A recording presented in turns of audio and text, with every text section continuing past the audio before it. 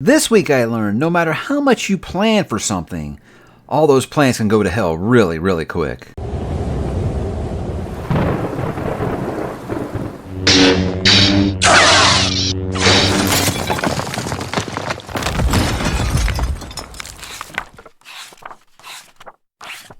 Hey, what's up, bookworms? Mike back with another weekly update as we are officially in December, guys. The end game of 2022 is finally here, and lots of fun things to talk about this week because it was actually a week where I got out everything that I said I was going to get out. Yes, to put out. This will be the 5th video I've got out this week. How about that, guys? So rocking on as always. But let's go ahead and talk about what am I reading now, guys. I did finally, yes, third week in a row, I get to tell you, I did finish Ship of Destiny instead of just saying, hey, I'm still working on Ship of Destiny. So, yeah, lots of things that I thought would happen did happen. It did really, really kick ass, the second half of the book. I'm not pleased with everything. And I think that this is kind of a common thing with Robin Hobb books is that the way she does her endings of her trilogies, because it is an ongoing series, guys, is it just kind of ends. It just kind of ends. There's not some really great, big, closed-off moment to say, okay, hey, this story is officially done. She just kind of just ends things, and I'm not going to critique her for that. I think with this is when a certain character that I really, really enjoyed, when their story came to a close in this, it was almost kind of a struggle for me to finish out. Not really to struggle to finish. It's kind of a struggle for me to find the reason to go on because I felt like that character really was the driving force behind me liking this book. So once that character's chapters were done in the book, I think it was like, what am I still reading about here? So I would say that it's probably my least favorite of that trilogy. But again, guys, I'm going to say I'm talking about like a 9.5, a 9.25, and a 9. You know, that's an amazing, amazing trilogy. You know, that's up there with some of the best ever. So when I say it's my least favorite, just because something has to come in that spot, right? And I think the only reason I would say it's a little lesser than the other ones is I felt like the pacing was a bit off in this one. The first half was really, really heavy with some stuff I didn't care for, and the back half was really, really heavy with the stuff I wanted to see. So it had a nice recovery, whereas I would have liked to have seen it all just kind of split out over the whole story. But a very, very satisfying trilogy. Like I said, it will go down as one of my favorite trilogies I've ever read. It is absolutely fantastic. The fact that there are still people who ask, hey, I want to read Realm of the Eldlings, but do I have to read Life Ship? You should want to read Life Ship, guys. It's that good. So I do think that a lot of people that have asked me, can I read just Life Ship? Yeah, I think you can. I do. I wouldn't recommend it because I know that there are a lot of hobnobbers out there who will jump on me for saying, yeah, you can start here if you want to. I think that if you plan to continue with the stories that come after Life Ship, you probably shouldn't, because I do think you should read Farseer first to know who those characters are, because she does return to those characters in the next trilogy. But if you want to read just Life Ship on its own as a standalone thing, nothing else, I think you could do it and be perfectly fine with it. The things that I think that real fans of the series that are reading it as a whole will catch, it won't ruin anything for you if you don't catch it while you're reading this. So again, that's just my experience. It might be different for you if you're a real big hobnobber, like I said. You might be like shouting at the television right now, and I get it. I get it. I'm just answering that question I get a lot. I hear how much you're liking that trilogy. Can I read just that trilogy? Yes, you can. And they are big, big, beefy books, so you will get a lot of bang for your buck if you pick those up. So, yeah, Hobb 5, 4, 6 for me on her books at this point. And I think it's one of those things, if I go back someday and revisit Assassin's Quest, I think I'd probably like it more than I did the first time. I still wouldn't say it's a book that I think I just judged wrong. I still think there's plenty of the reasons that I had back then are still valid and things like that. But everybody tells me once you get further in the series, you're going to look back on that particular book with a lot more fondness. So we'll see as I go along. But I am excited to continue. Plan to continue with Tawny Man January, February, March of next year. That is the plans right now, and the fact that I have Philip reading those with me will hold me to that schedule. So Realm of the Eldlings is happening, guys. Plan to be done October of 2023 is when I plan to be done with that series. So that could probably speed up or slow down just not a tad, but it will be finishing in 2023, guys. I'm excited to do it. So after I finish that, guys, I said it's time to go back to the stars, do me some sci-fi. So I picked up those Expanse short stories that I haven't read. Now this is the collection, Memories Legion, has all the short stories and novellas set within the Expanse universe, and I'm reading those in timeline order. Now I've already read the first 2 books of the main series, so I want to go back and finish Drive, which takes place about 150 years before the first book, and Butcher of Anderson Station, which happens a little bit before the first book. I read both of those. Now, Drive is like 30 pages, guys. It's about how, the creator of the person who created the warp drive that makes it where our ships can go fast enough to travel our solar system. Very cool story. Heartbreaking story. And this guy's made just the discovery of a lifetime, and gravity just doesn't cooperate with him. Let's put it that way. Great story. I really enjoyed it. Butcher of Anderson Station is about Fred Johnson, one of my favorite characters within the Expanse universe. So it was really cool to see how he did that, how he got hooked up with the OPA. I enjoyed that a lot. But then I also read Gods of Risk, which takes place between books 2 and 3. Didn't like that one that much. I felt like the TV show did it better because it was able to put it from Bobby's point of view. Did not like the character that they had me following around in that. Bobby was basically like a cameo in that, but that one was kind of a miss for me. It felt almost like a YA adventure or something. Just basically, he wanted to do everything he was doing just so he could see his girlfriend again. That one just didn't click for me. But as far as the novellas go, it's like I think it does expand the universe. So they're really cool to read, like I said, in the right order while you're reading the series. But I will say, I don't think it's anything, guys, that you have to read to understand the series. Not at all. So if anyone tells you that, they're probably lying there. But however, I am enjoying doing that. So then I did, of course, start book 3, which is Abaddon's Gate, and I'm flying through this. I'm at about the 70% mark. I imagine I'll finish that this weekend or Monday or Tuesday at the latest, and it's really good to be back in this universe. Now, I do have some criticisms of this book. If you watched the live stream I did yesterday, you probably know that, so I'm sorry if I'm repeating these things. The problem I have with this, and I like the book a lot, guys. I like the story going on the book. I think the stuff with the ring and the slow zone and Melba is awesome. It's awesome stuff. I really do enjoy it, and I enjoy being back with the Rossi crew. It's a lot of fun. However, the narrative choice that Abraham and Frank, that's James S.A. Corey, the two authors that make up this author, what I don't like that they decided to do is they add new POV characters every book, which is cool. I like that they are, making the cast bigger, showing things from different perspectives. That really helps to open up the universe. However, what I think it takes away from is because all you're dealing with are these people up by the ring, way out deep in our solar system, is it's taking two awesome characters like Abasarala and Bobby, and they're non-existent. They're not even in this book. So probably two of my favorite characters in the series aren't even in this book, and that's frustrating. That's frustrating as a reader. I want to hang out with those characters, and you've got all 4 of your characters from the Rocinante, but still the only point of view that we are getting is just Holden, and I'm going to be honest, I think Holden might be my least interesting character out of those 4. I want to know more about the other 3 people on that ship. So if I have a criticism, it's that. However, the ideas and the storyline of this really kick ass. They're really, really awesome. So I'm really excited that I have returned to this universe. Going to finish that up, like I said, probably sometime this week. And I'll still plan to do Cibola Burn sometime here in December. So really been a long wait between reading book 2, which was Caliban's War and Abaddon's Gate, but I'm glad I'm back in that universe. That's another one that I plan to finish in 2023, and I'm excited to do it. That leads me to what am I going to read, guys. Obviously, like I said, I'm going to finish Abaddon's Gate, but before I go straight to book number 4, I'm going to stagger it with a fantasy book, guys, which is going to be The Return to Ash and Sand by Richard Nell. This is book number 2. This is Kings of Ash. Now, I read Kings of Paradise December of 2020, I think. So it's one of those things where I'm glad he's got a recap at the beginning of this book because I'm having a hard time remembering everything. But I do have a small group of people on my Discord that we're actually reading this together, and they've all finished book 1 now. So I can lean on them a little bit to try to remember what's going on in this. But I'm very excited to continue because as much as I like the first book, Petrick, who actually sold me on this series in the first place, which is the case with a lot. I know I say that a lot, guys. Petrick's a great salesman. He really is. Everybody accuses me of Expander TBR. Well, Petrick expands mine on the daily. Okay, so subscribe to him if you haven't. And you want more. You want to spend more money on books.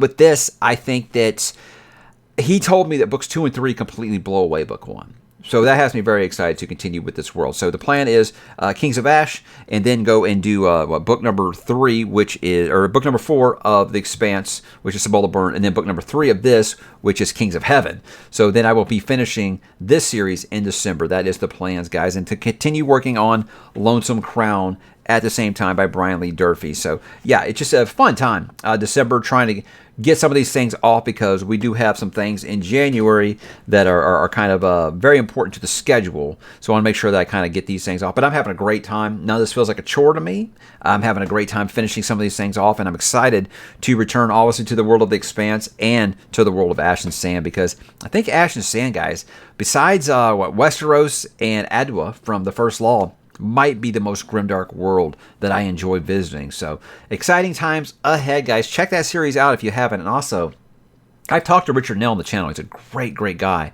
I think that you really should give the guy your support because he's an awesome human being and a really good writer as far as the first book went. So I'm excited to see how he continues that series. But how about this week on the channel, guys? We did do a few things this week. I did do my review for Matchship.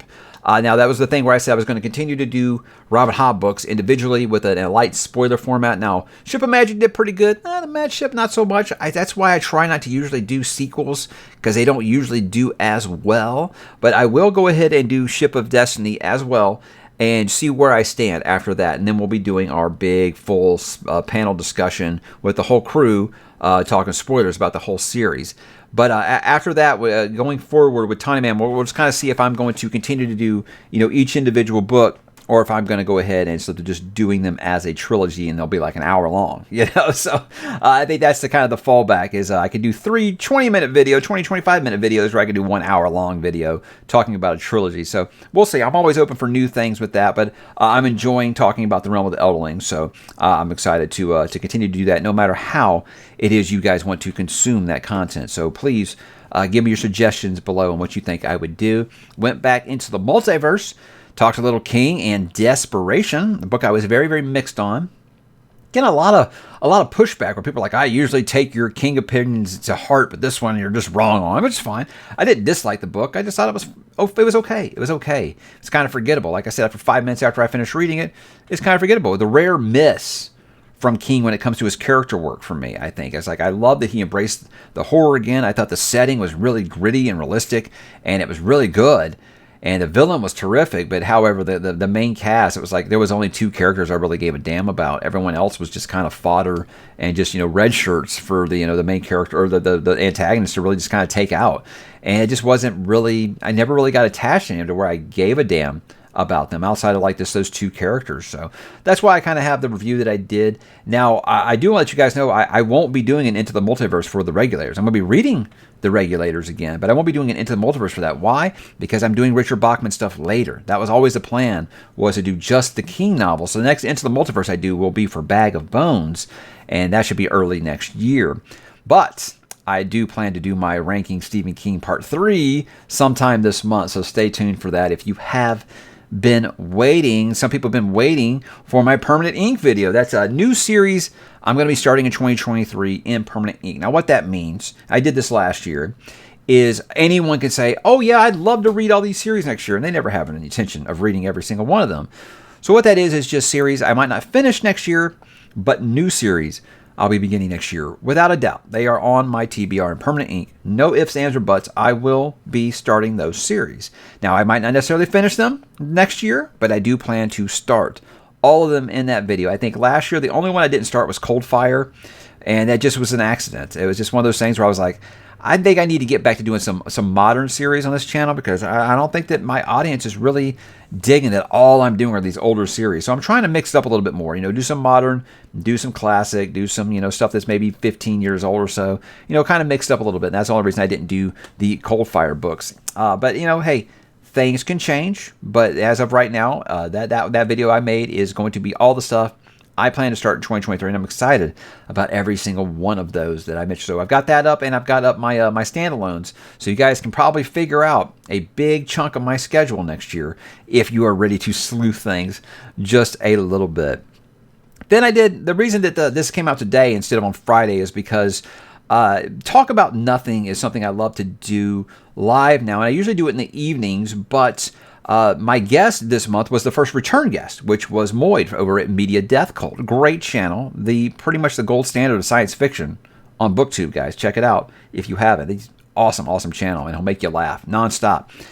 But what we wanted to do with this is have it during the day. I was off on Friday, And I said, hey, let's do it, around lunchtime because of our time difference. He's in the UK and I am in the States, so we have like a 6-hour time difference. So I said, let's just go ahead and do it during the day. And then we had all kinds of technical problems. Ended up starting about 45 minutes late, and the first 5 minutes of that stream was just pure chaos of us trying to figure out everything that's going on. But I feel like we recovered pretty good. But here's the thing: it was mostly my fault. I am great at preparation. I get everything ready to go, well above and beyond what most people will do with preparation. For example, at work, I've already submitted all of my vacation time for next year because I already have everything planned out. My supervisor's like, seriously, you already know all the time that you need off next year? Yeah, I like to plan about 12 to 15 months in advance. It's something that they teach you in risk management. So it's something I just kind of pulled over onto this. But with that, I had all this stuff prepped and ready to go. And then it just kind of all went to shit. But what I'm saying is that I'm so good at preparation. But with that, I didn't even take into account that Moyd hasn't ever used StreamYard before. And I had no idea that it had problems with a MacBook. He does his stuff from a MacBook. I had no idea it would have problems with that. And I didn't send him the link until 5 minutes before we were starting. And he's like, this ain't working. And he kept getting on, and he would get into the waiting area, and it would not be recognizing his microphone or his camera, and then then when he got that working, then he couldn't hear me. So it was just a big old mess. But we still were able to talk about 2 hours, and it's a great time anytime we talk to Moy. I feel like it's just always amusing. I feel like he's the kind of guy that me and him could probably talk for like 8 hours and never run out of things to talk about. Him and Philip are probably the only guys I could probably do that with because there's just never a shortage of things to discuss. And we talked tons of science fiction on there if you guys are into that whole thing. But really a lot of just, general things like how amazing technology is today, and we don't appreciate it enough, I don't think. And I think there's all kinds of stuff that come up in that conversation. My feelings on what Disney has done to some of my favorite franchises and stuff, and there's some disagreements and stuff. And I think that since Moyd and I both kind of came up in a podcasting background, it really helps that we're able to talk about these things really, really easily. So I appreciate him being the first return guest for Talk About Nothing because he was the first. Technically, it was his idea. He just kept saying, we need to get together and do, I don't know, let's just talk and see what happens. So that was kind of a brainchild of Moyd's there. So I thank him for that idea, and I thank him for joining me again. I had a great time, and I think I want to talk to him again after I read Snow Crash by Neil Stephenson because he has some interesting opinions about it. I'm interested to see where I fall on that decision. But let's go ahead and talk about a little bit of next week plans. But before we get into it, guys, I do want to say real quick, I want to wish a speedy and quick recovery to Alan over at Library of Alexandria. If you haven't heard, Alan was in a car accident. He's going to be okay, but it was very bad. He's quite lucky. He has some cracked ribs, fractured pelvis. He's okay. He's coherent. He's walking around and stuff. His wife is giving us frequent updates on his Discord. He's doing much better than I think I expected when I got the email this morning about it from Zara. So I just first thing was this: I hope he's okay. And I want to wish him a speedy recovery because the BookTube community is a much better place with Alan around, and we need him here. And I think that we all need his energy, So I know that Alan is a workaholic. He's going to kick this thing's ass. It ain't no big deal. He's going to be fine. He'll probably be back recording this time next week. I'm not even worried about it, but I just want to know that he is in my thoughts and, of course, my prayers. And I wish nothing but a speedy, healthy recovery for you, sir. And I can't wait to see you back on the tube soon. So thank you guys for all of everything that you guys are doing for Alan. I think they've actually set up a GoFundMe for some of the nightmare hospital bills we're about to get hit with. So anyone wants to help out, there's a good way to do it. That link I will drop in the description below, and I hope you guys will check it out and help Alan out because he's one of the good ones, guys. He's one of the best people out there on this internet here. So if you could help him out, that'd be really, really awesome. And even if it's just sending him some speedy recovery wishes, I think that would definitely go a long way. So love you, Alan, and I wish you nothing but a speedy recovery. As for next week plans, guys, it's going to be kind of some wrapping up some things here. I'm going to be wrapping up the month of but November, not December. I wrote December in my notes here, but it's November. We'll be wrapping up November and doing my book of the month. Believe it or not, guys, I think I only read if you don't count the novellas, I think I only read 4 books last month. So it's going to be very easy to pick my book of the month this month. But, as far as page count, word count goes, it was a very, very busy month. But, those Robin Hood books, Robin Hobb books are like this. Robin Hood, I'm going to call it up from now on. But I'll also be doing my book haul for November. I don't know why I wrote December and all this stuff. November book haul, some fun things to talk about as usual. And then, guys, it's going to be the debut. And it's a name that I'm kind of working on. I don't know if it's what we're going to go with yet, but Panel of the Elderlings is kind of what I have right now. It's going to be our discussion panel with Jake, Philip, Madison, and Scott. We're going to be talking about the realm of the Elderlings. This first episode is not going to be live because it's just an introduction episode. We did the same thing, me, Madison, and Scott, for our House of the Dragon, where we just talked about how we got into the world of Ice and Fire, how we became a fan. Same thing with this. Talk about how we discovered the realm of the Elderlings, why we're fans, why we're excited to talk about it, and all those quick things. So I don't have to feel like the first episode that we do, we're trying to cram all that in before we talk about the Farseer trilogy.